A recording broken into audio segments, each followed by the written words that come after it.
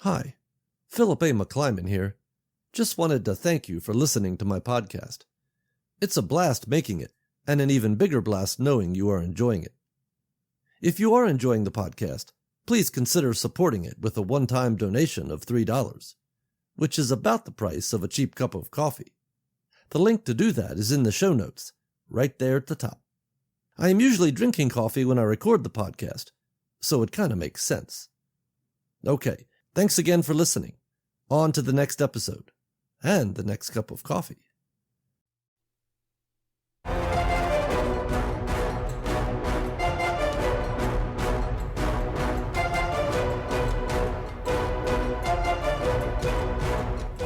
Human. Extinction level. Loss.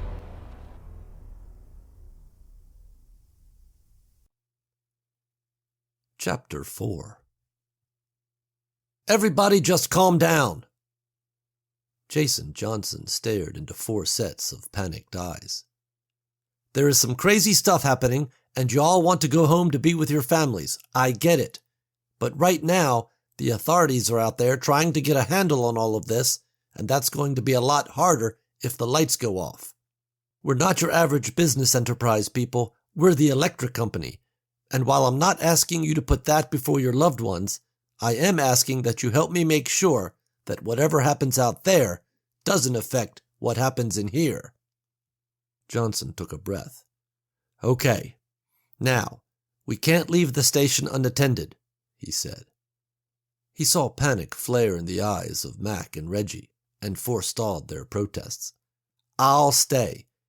All I ask is that you help me get this place turning and burning at full capacity. Mac and Reggie, number 2 generator needs to be back online. I know you guys like to work by the hour, but how long till you can get it up and running? No bullshit, Johnson said. Reggie and Mac shifted their feet and looked sheepishly at each other. Then Reggie looked at Johnson. I think we can get the new parts in and have it running in a couple hours, he said. Johnson nodded and looked to Gary and Beverly. Gary, I've got to do the nightly safety report, make sure there is nothing that could cause a power failure. But that means walking this whole facility. I need you to man your station until I get back, okay? Gary nodded. Johnson looked at Beverly. Beverly, honestly, I don't see much need for updating old files tonight, so you're free to go, he said. Beverly breathed a sigh of relief and started to gather up her things. Johnson picked up the phone and dialed the extension for the guard shack. Receiving no answer, he grabbed a walkie. Carl, you there? Pick up, Johnson said.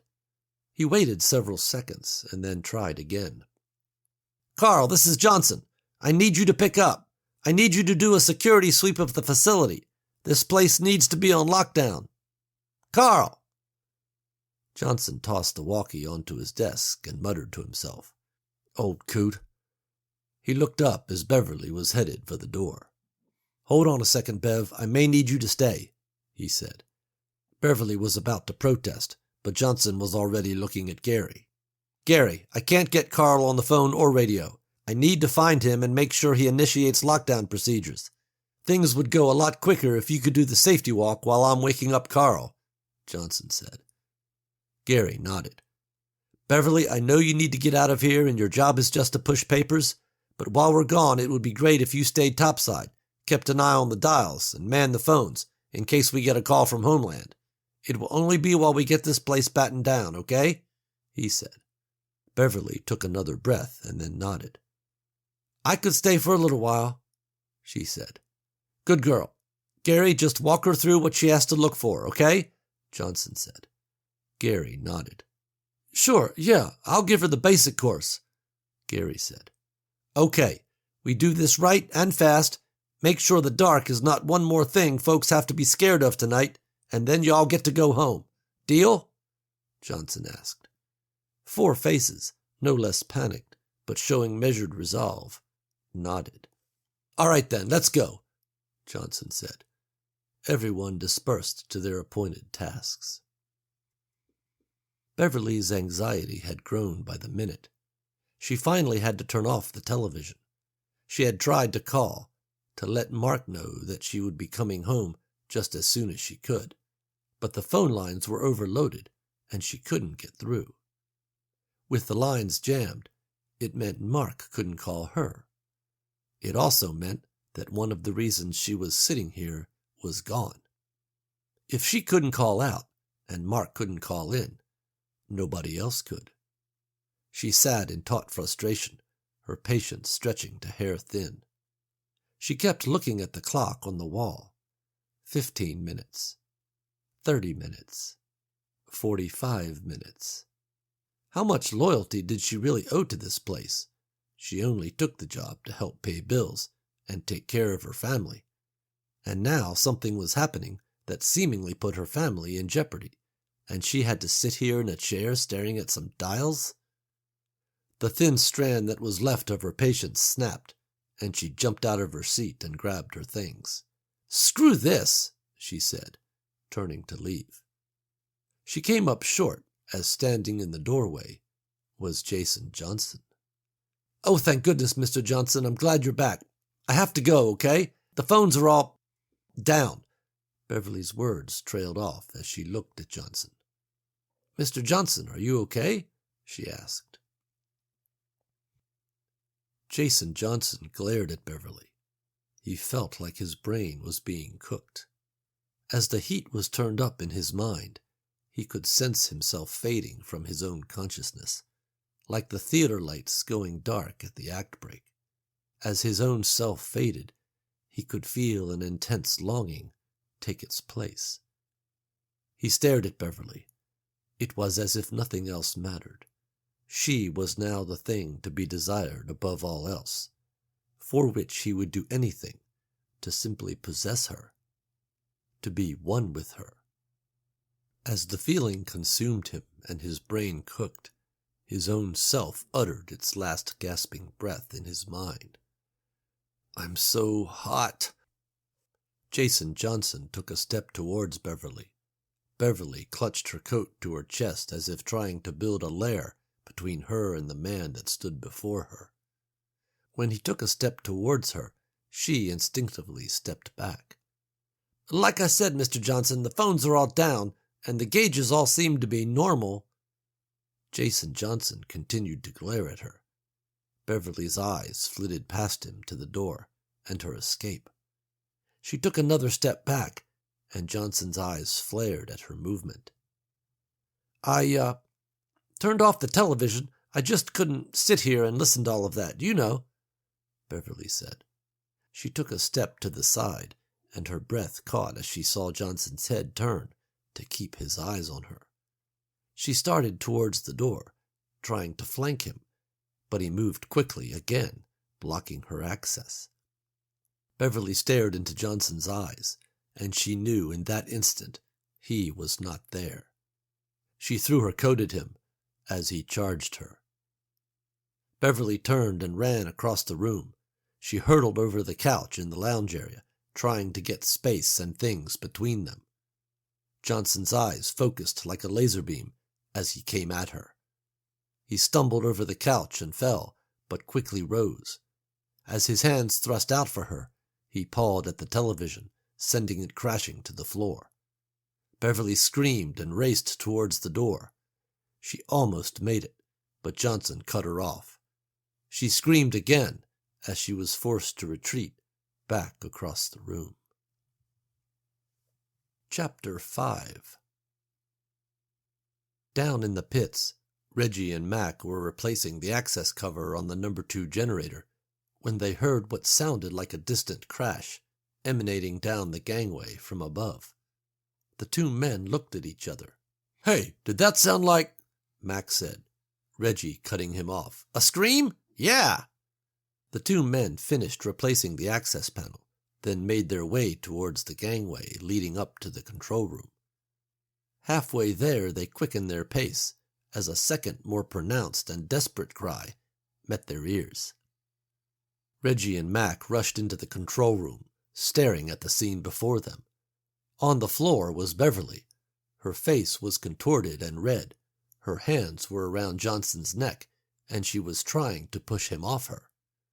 Johnson's eyes were bloodshot, and sweat poured off him as he worked his jaw seemingly trying to bite her.